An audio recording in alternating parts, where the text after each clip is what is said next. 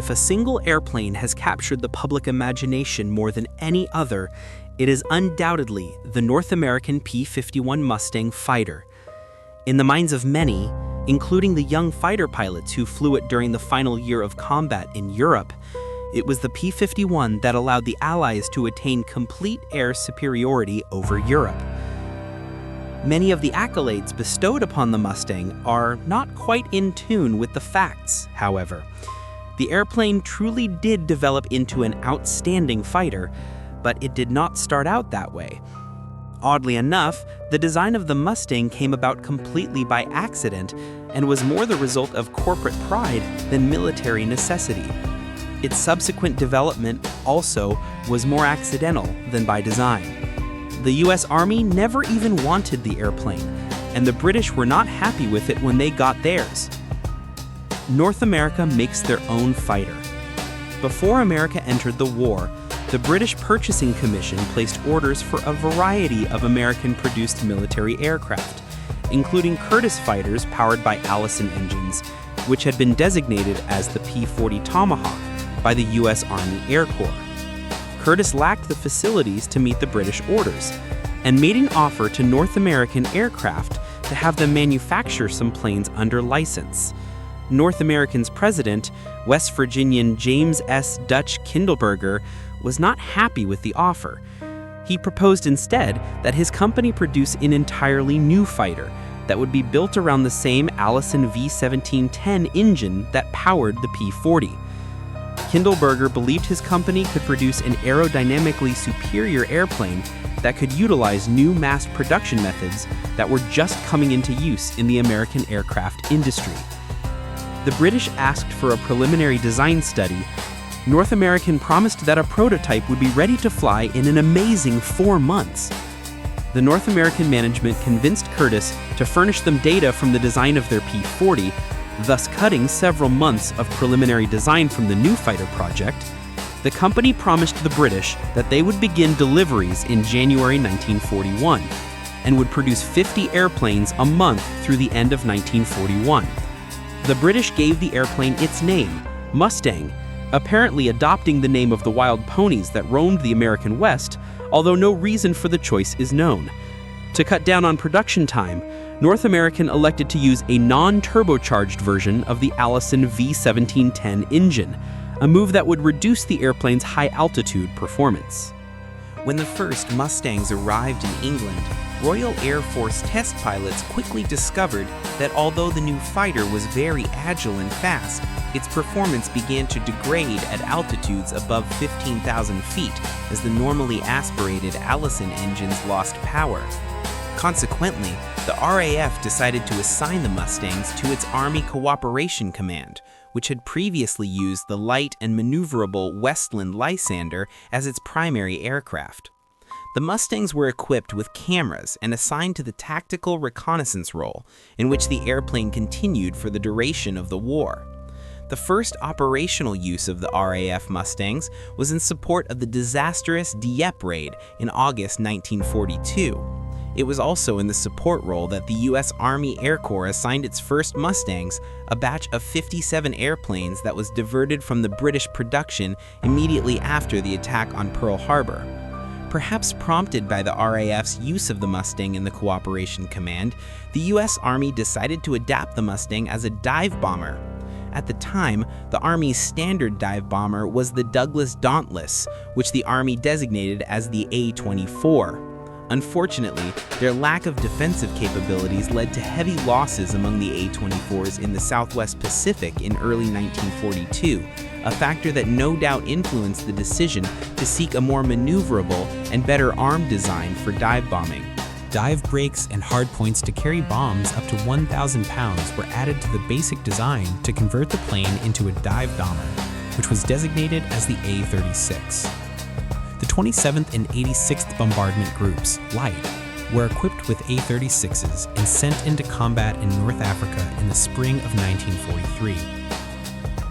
RAF Mustangs also saw combat duty in North Africa, although the primary tactical fighters used by the British in North Africa were Curtiss Kitty Hawks and Hawker Hurricanes. The 311th Bombardment Group also equipped with A-36s, was sent to China. Over time, the US Army came to believe that the value of the dive bomber had been overestimated, and even though more than 300 A-36s were built, they were all eventually replaced either by fighters or light and medium bombers. Dive bombing would remain popular in the Navy and Marine Corps, but the Army abandoned the practice, transforming the P-51 Mustang with the Rolls-Royce Merlin engine. With the decision to assign its new Mustangs to the Cooperation Command, the Royal Air Force elected to continue the development of the already famous Supermarine Spitfire as its primary interceptor. Still, some of the RAF test pilots believed that with a high-altitude engine, the Mustang would be suitable for air-to-air combat at the altitudes where combat usually took place in European skies. The turbocharged Rolls-Royce Merlin was the ideal candidate, but the entire production of the Merlin 61 was slated for Spitfires. Though increased Merlin production, Rolls-Royce contracted with the Packard Automobile Company in the United States to produce their engines under license.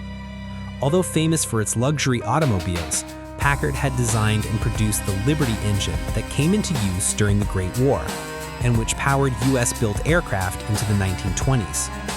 The first flight by a Merlin-powered British Mustang took place in October 1942. A month later, a Mustang powered by a Packard-built Merlin had been produced for the US Army, and it took to the air for the first time. With the Merlin engine, the Mustang was transformed. Comparisons between Mustangs and Spitfires revealed that the North American design had significantly greater range, while the Mustang's high-altitude performance had been greatly improved. It was a combination that came about at the right time, as the US Army Air Force's experience in Europe had demonstrated the need for a high-performance, long-range fighter. Converted for escort missions.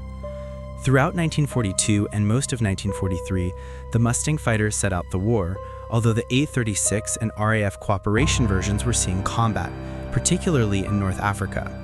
But events in Europe were leading toward the further development of the Mustang into the airplane that is so often referred to as the best Allied fighter of the war.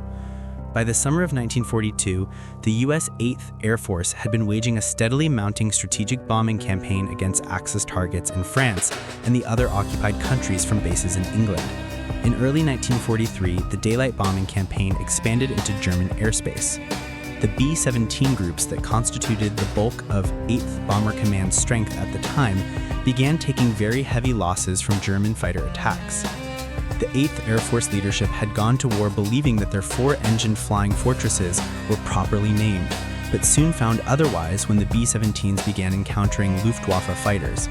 Especially heavy losses in the late summer and early fall of 1943 led to the cancellation of further daylight deep penetration raids into Germany until a long-range escort fighter could be developed. Throughout 1943, the primary escort fighters available in Europe were RAF Spitfires and USAAF Lockheed P-38 Lightnings and Republic P-47 Thunderbolts. While the P-38 had the range to go all the way to Berlin, the P-47s were limited owing to the higher fuel consumption of their radial engines, and there were not enough available P-38s for the job. All of the P-38s in England had been transferred to North Africa early in the year and were not replaced until late summer, leaving Spitfires as the only escorts available until April, when the first P-47s became operational in the theater. It was not until September that P-38s returned to English skies. Meanwhile, the bombers were left without escorts once they reached the operational range of the Spitfires. The USAAF engineers at Wright Field in Dayton, Ohio, began looking around for a suitable escort fighter that could be mass-produced in a hurry, and their attention soon settled on the Mustang. The adoption of the Merlin engine had solved the Mustang's high-altitude performance problems, and the Mustang had been shown to be highly maneuverable, with some restrictions, mainly owing to weight and balance considerations. Increasing the airplane's effective range was the primary problem. The Air Corps engineering facilities at Wright Field began working on modifications to increase the Mustang's fuel capacity, and thus increase its effective combat range. Additional fuselage tanks were added to complement the droppable external fuel tanks that had been previously developed for other types. A 15th Air Force armorer loads a belt of ammunition for one of the Mustang's 6.5 caliber machine guns. Flying from its base in Italy, This fighter plane was being readied for a mission over Germany. Often, when escort duties were completed, the Mustangs were allowed to seek targets of opportunity. Ironically, the decision to adopt the Mustang as the primary escort fighter did not come immediately after the adoption of the Merlin engine. Initially, the Merlin-powered P-51Bs were allocated to the tactical air forces that were being formed to support ground forces in Europe.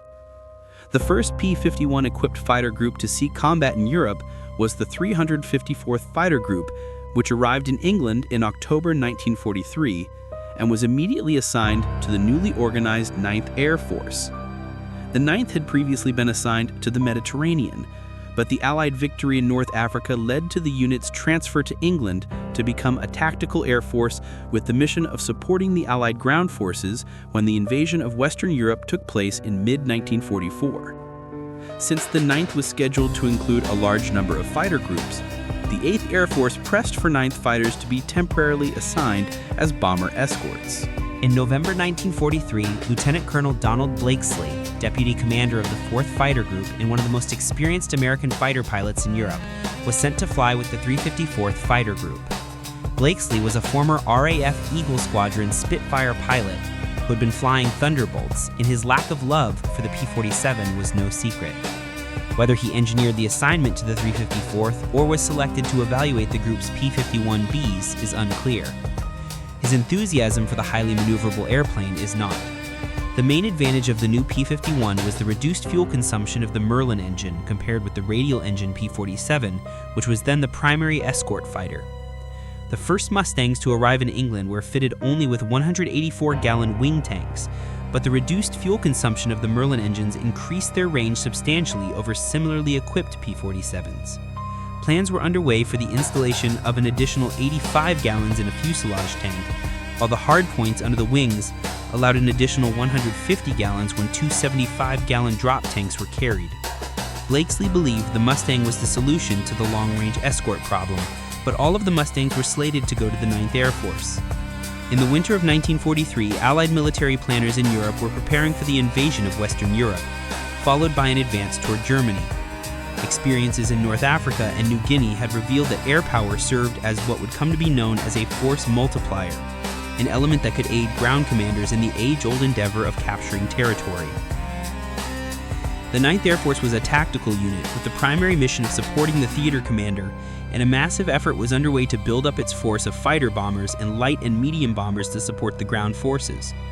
Once the troops were ashore in France, the war in Europe would turn from what had primarily been an air war against the Luftwaffe to a ground war, with the objective being the ultimate capture of Berlin and the defeat of Germany. The new Mustangs were seen as an ideal weapon for securing and maintaining air superiority over the battlefield and for taking the war to the enemy rear areas. The 8th Air Force received their Mustangs. At this point, military politics reared its ugly head as Blakesley and the leaders of 8th Fighter Command began maneuvering to have the Mustangs transferred to the 8th. They saw the 8th Air Force mission as strategic bombardment and recognized that if this mission was to succeed, it was important to have a long-range escort fighter that could go with the bombers to their targets deep in Germany and fight at high altitude. Much of Western Europe was still in German hands at the time, and aerial bombardment of strategic targets was still seen as the primary mission for the air forces. Their arguments fell on receptive minds in the Army Air Force's headquarters in England and won out. Preparations were begun to equip nearly all of the 8th Fighter Command squadrons with new Mustangs. In the meantime, 9th Fighter Command P-51s and other fighters flew under the operational control of the 8th Air Force and were used in the escort role. 3 P-51 groups were scheduled to go to 9th, but a compromise led to the assignment of one of these groups to the 8th in return for the transfer of the recently arrived 358th Fighter Group and its P-47s to 9th Air Force. 8th Fighter Command received the Mustang-equipped 357th and began making plans to convert all of its P-47 and P-38 groups to Mustangs.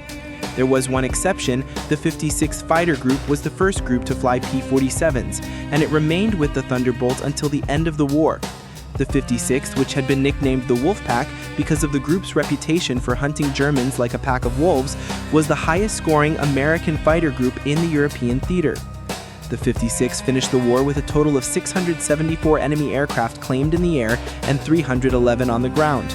By contrast, Blakesley's 4th Fighter Group, which was the first 8th group to convert to P-51s and was the longest in combat of any American fighter group in Europe, finished the war with 583 air-to-air kills and 469 strafing claims. So much for the oft-stated assertion that the fabulous P-51 was the superior fighter. The third highest scoring group, however, flew only Mustangs. The 357th Fighter Group was the first P-51 group in 8th Fighter Command. The group put in claims for 609 air-to-air kills and 106 destroyed on the ground. Did the P-51 win Allied air superiority over Europe? Many writers mistakenly advanced the proposition that it was the appearance of the Mustang as an escort fighter that signaled the gaining of Allied air superiority in the skies over Europe. In fact, this was not the case. The advantage of the P-51 was that the later models had the range to go deeper into Germany than the P-47s, but the longer-range Mustangs did not make their appearance in England until mid-spring of 1944. By this time, the effectiveness of the Luftwaffe was already beginning to decline owing to a number of factors. Not the least of these was the interruption of petroleum supplies from refineries in Eastern Europe, prompted in large part by the advance of Soviet forces into the oil-rich Balkans and the air campaign on transportation, including railroads and bridges. The first U.S. Army Mustangs used in Europe lacked the additional fuel tanks that gave the later models the range to go deep into Germany.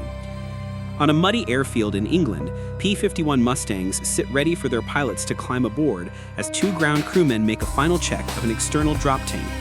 The extra range provided by the drop tanks allowed the fighters to escort bomber formations deeper into Germany. There was also another reason for the decline of the Luftwaffe. Throughout 1942 and 1943, German fighter pilots had pretty much steered clear of the Allied fighters, waiting just beyond their effective range and then going after the bombers as soon as their escorts reached their fuel limits and turned back. By the spring of 1944, the 8th Fighter Command had managed to extend the range of the P-38s and P-47s significantly through the addition of suitable external fuel tanks, and the escorts were able to go much deeper into German territory with the bombers. In fact, the twin-engine P-38s were able to accompany them all the way to Berlin. With the increased range of the fighters, 8th Fighter Command authorized them to drop down on the deck and attack the Luftwaffe airfields to destroy the German fighters on the ground as well as in the air. By the time P-51s were available in Europe in large numbers, the Allies were already gaining air superiority. The modifications to the Mustangs to turn them into long-range fighters were not without problems. When the 85-gallon internal fuel tanks were added, test pilots discovered that full tanks affected the airplane's control during combat maneuvers. To take advantage of the increased range, 8th Fighter Command was forced to fuel the fighters so that the tanks would have no more than 35 gallons in them when they reached the areas of likely combat. Since external tanks caused drag and were normally burned off first so they could be dropped, the stability problem reduced the effective range of the Mustangs. The stability problem was not the only problem with the Mustangs. They also experienced a lack of heating at high altitude, which had plagued the twin-engine P-38s during their early months in combat.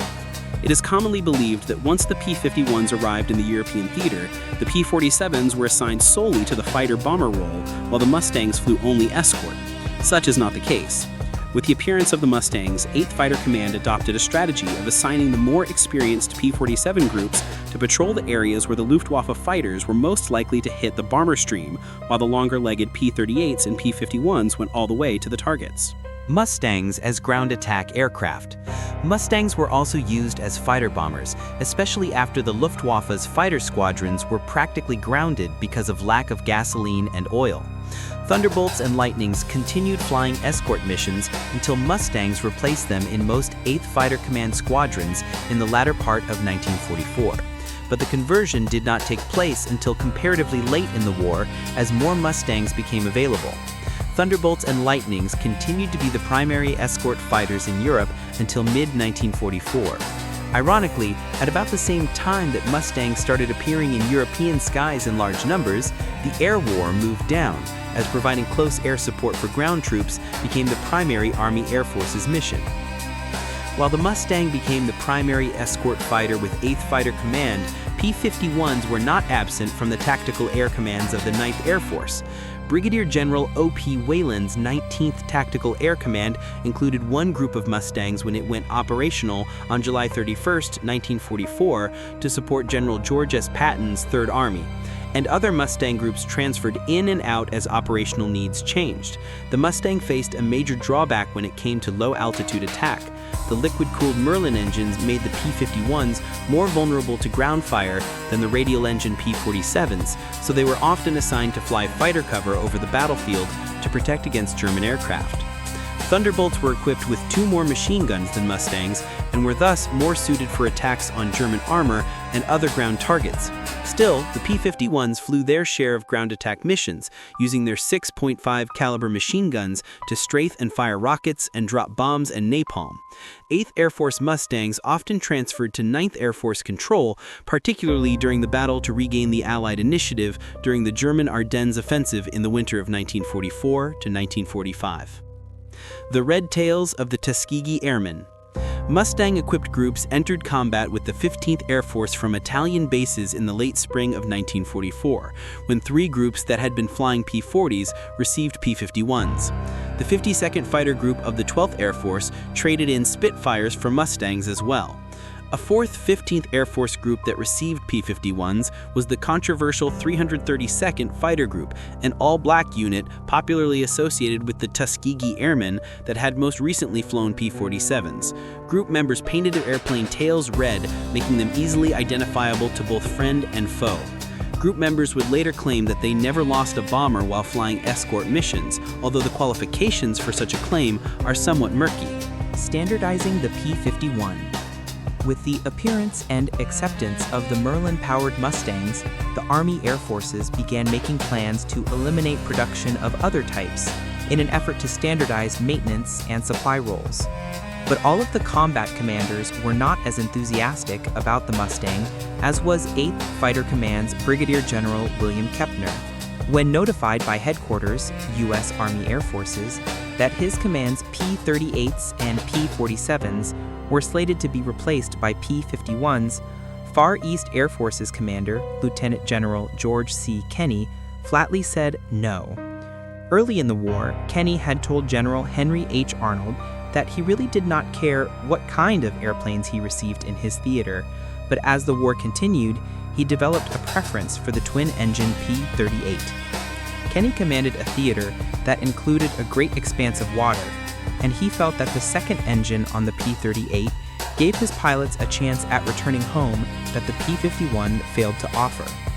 Furthermore, 5th and 13th Air Force P-38s in the Pacific had been doing a pretty good job of shooting down Japanese airplanes since they made their combat debut at the end of 1942. By mid-1944, Far East Air Force's P-38s were flying 700-mile missions, distances far greater than any encountered in Europe. The P-38 remained the fighter of choice in Far East Air Forces until the end of the war. In spite of General Kenney's initial refusal to accept Mustangs as replacements in his veteran fighter squadrons, some newly arriving units were equipped with the P-51. In early 1945, the 460th Fighter Squadron joined the P-47-equipped 348th Fighter Group with P-51s, and the rest of the group began making the transition to the more maneuverable fighter. The first Mustangs in the Southwest Pacific were actually F-6D reconnaissance airplanes that began operations in late 1944 with the 82nd Reconnaissance Squadron. Mustangs in the Pacific, a few days after entering combat, Captain William Shomo, the squadron commander, was on a photography flight when he and his wingman encountered a formation of 13 Japanese aircraft, a bomber, and 12 fighter escorts. Although both Shomo and his wingman, Lieutenant Paul Lipscomb, were rookies with no combat experience, they managed to shoot down the bomber and 10 of its escorts. For their actions, Shomo received the Medal of Honor and Lipscomb the Distinguished Service Cross. Other Mustangs operated in the Southwest Pacific with the 3rd Air Commando Group. Air Commandos also brought Mustang fighters to the China-Burma-India theater, where the P-51 played a major role with the 14th Air Force during the final year of the war. After initially supporting British long-range ground operations in Burma, the Air Commando Mustangs were used primarily for ground attack, particularly against Japanese airfields and supply routes. The Air Commando Mustangs were not the first in the CBI, however. The Agile fighters entered service in the theater in mid-1943 when the 311th Bombardment Group arrived with 2 squadrons of A-36s and one of early model Allison-equipped P-51As. They were joined by the 8th Photo Reconnaissance Group, which flew the F-6 version of the airplane. Mustangs later replaced Curtiss P-40s in the famed 23rd Fighter Group, the Army Air Corps unit that replaced the American Volunteer Group, known as the Flying Tigers, in early 1942 after the United States entered the war. During the final months of the war, the Army Air Forces also began assigning P-51s to the Central Pacific to provide escort for Boeing B-29 Superfortresses flying long-range bombing missions over the Japanese home islands from their bases in the Marianas. To secure a forward base for the P-51s, U.S. Marines landed on Iwo Jima, an island 660 miles southeast of the Japanese home islands. The first mission over Japan took place on April 29, 1945, when 108 P-51s escorted B-29s. Mustangs were also based on Okinawa, whence they joined other American fighters and ground attack aircraft on sweeps over Japan. The ever-evolving P-51 Mustang. As the first customer for the Mustang, the British Royal Air Force continued to use the type in a variety of roles throughout the war. After their initial use as reconnaissance aircraft, RAF Mustangs served as escort fighters and ground attack aircraft in Asia, as well as Europe and the Mediterranean. Mustangs also served with the Royal Australian Air Force, the Royal Canadian Air Force, the Netherlands East Indies Air Force, and the South African Air Force, although the SAAF was operational only in the final weeks of the war. Ironically, the feature that made the Lockheed P-38 the favored fighter in the Southwest Pacific led North American to propose the development of a twin-engine version of the Mustang. North American carried its design a bit further than Lockheed and added a second pilot. Essentially, the twin Mustang, designated by the U.S. Army as the F-82, was two P-51 fuselages joined together with a short wing and single stabilizer connecting the two. Production began in early 1945, but only 20 had been produced by war's end.